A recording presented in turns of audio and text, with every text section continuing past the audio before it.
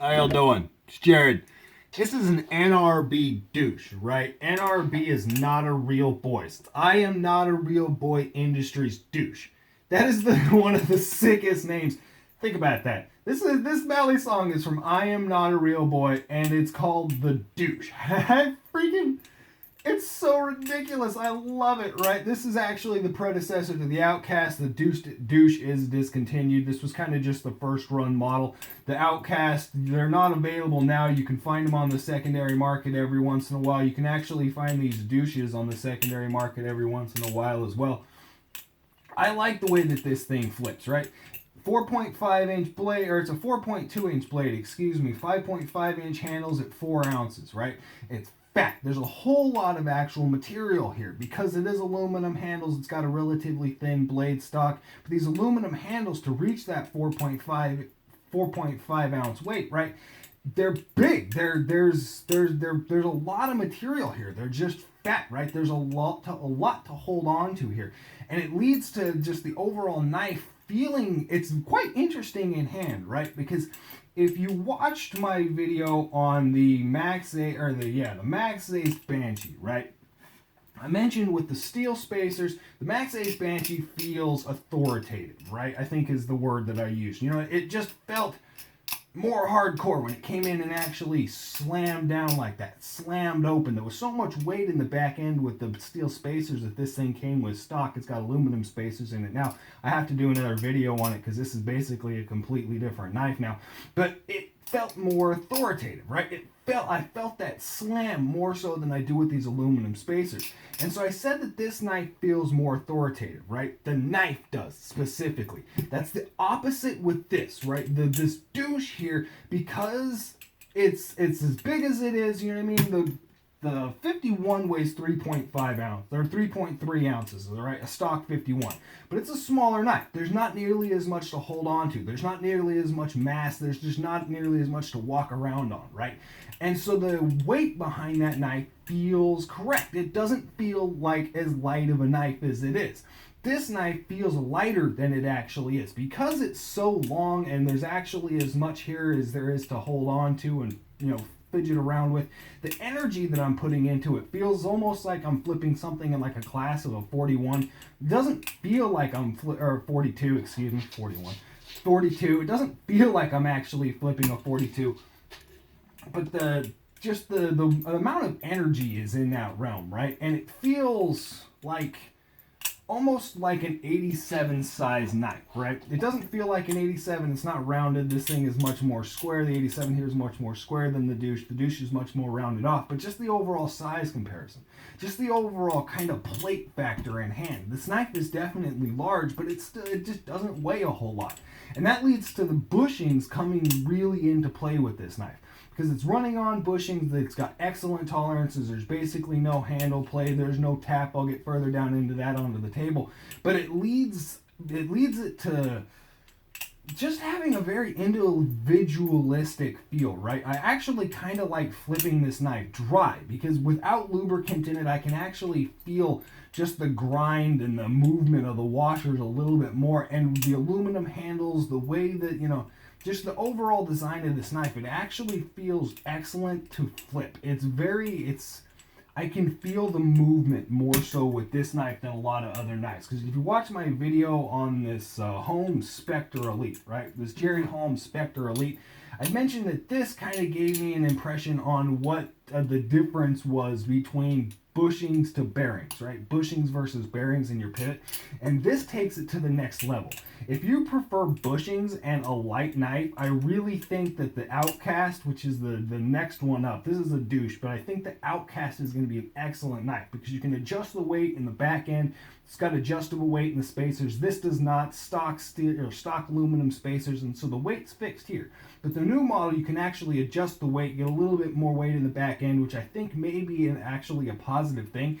And then it's just an excellent knife overall. I definitely think that this thing is in the range of a top tier flipper. I really like it, and I paid $150 for this knife, right? I think there were 25 of these things made. This is number 21. I paid $150 for it. It's made in China. It was manufactured in China, finished and assembled in America. I'm gonna get down further into that when I get down to the table.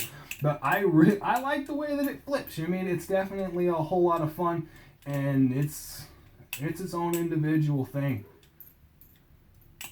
I really like the way that it sounds.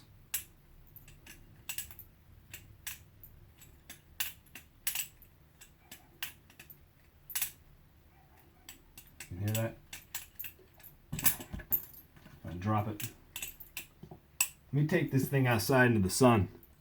Get down onto the table.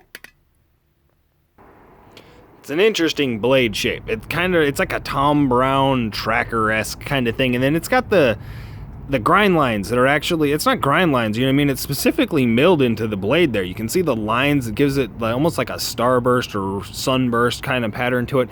It's definitely aesthetically pleasing. It looks good, but it kind of does, you can feel it. You know what I mean? You're dragging this thing through a piece of cardboard. You can definitely feel it. That's not my edge. That's actually the factory edge right there. There's a little bit of rust coming on that there, but this thing came freaking sharp out of the box, which is good because sharpening this little area right here is going to be kind of a pain. You can see I do have a little bit of a ding right there, and I will take that out at some point, but not rounding this off, actually repairing this and sharpening this on the stone, not rounding that off with just that kind of strange recurve that this thing has got going for it isn't going to be the easiest thing for actual repair in the overall design of this, you know, but I do like it because you've got the penetration ability there. It is going to sink in the material with this kind of radical clip point tip. I like that. I like the black coating. The badge on here as well, you can see just a little bit of, you know, it's actually milled into the tang of the blade here, so it's not, there isn't big bold billboarding and branding all over this thing, as well as it's got just the number on the other side, number 21 there, and so it's relatively simple, you know what I mean? It's kind of a clean blade. There's not a whole lot here that's you know what I mean, not a whole lot of branding and billboarding. The texture of the handles here is interesting, right? Because like I mentioned, they are large. This is a large handle. Let me bring up Benchmade 87 right here for comparison. Just kind of, the Benchmade 87, you know what I mean, is, you probably heard, it's got a reputation of being a rather large knife. You can see it's kind of got that same profile going. It's actually a little bit thicker in profile than the 87 there. You can see that. And so it's a large knife, right? It's the same thickness here as the Halm, but it's kind of dwarfs it. If I line up one side there, you can see how much wider this thing is than the Halm Spectre here. So it's a large knife, but they've actually, what he did, because honestly, I think this was done just to eliminate tap, right? There's a little shelf right here on the inside of the handle, right? The inside of each one of these handles, you can see that it tapers off, and there's actually been material removed from the inside of this handle, and that does a couple things. It does prevent tap, right? You're not gonna get nearly as much tap as you would with, you know, as you would, chances are, you know what I mean, just gives more gap. There's more space actually in there for play.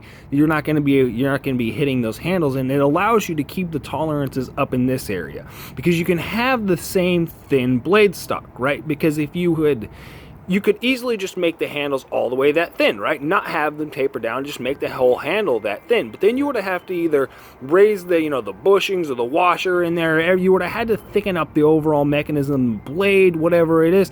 And then, but a thick blade, you know what I mean, if you would have increased this blade thick enough to actually fill in that gap, that would have thrown off the balance, and this thing would have been majorly blade heavy, right?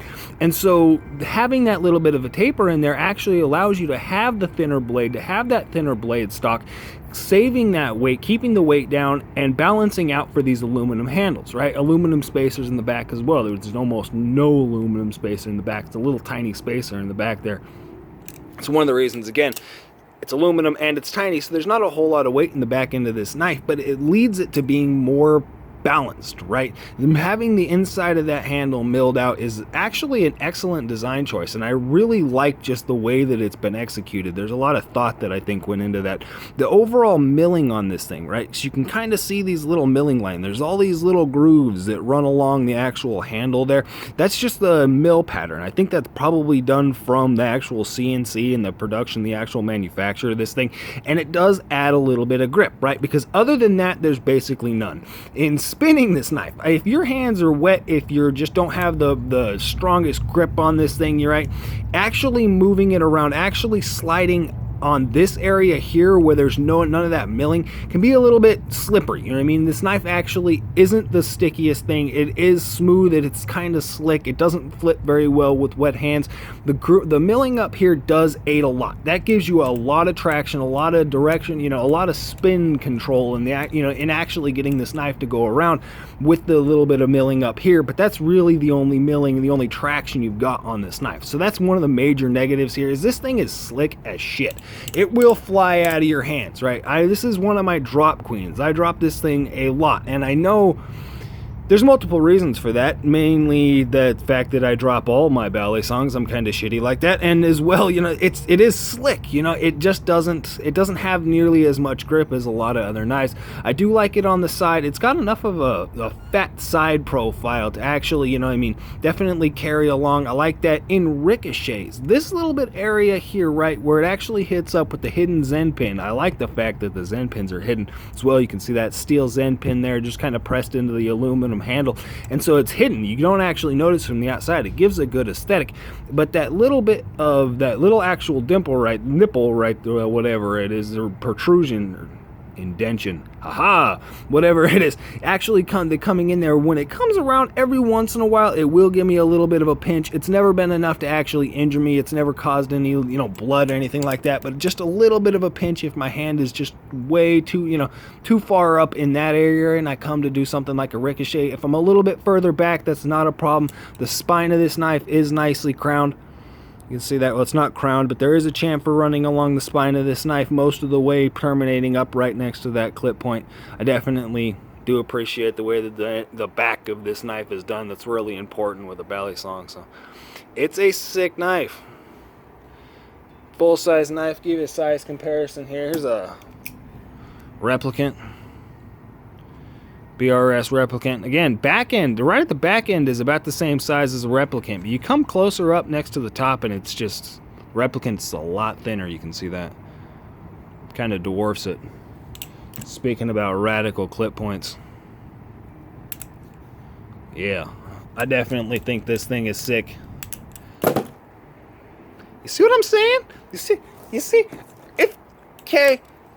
If this was an 87, I wouldn't have done that. Slick bastard. That's it. Y'all have a good one.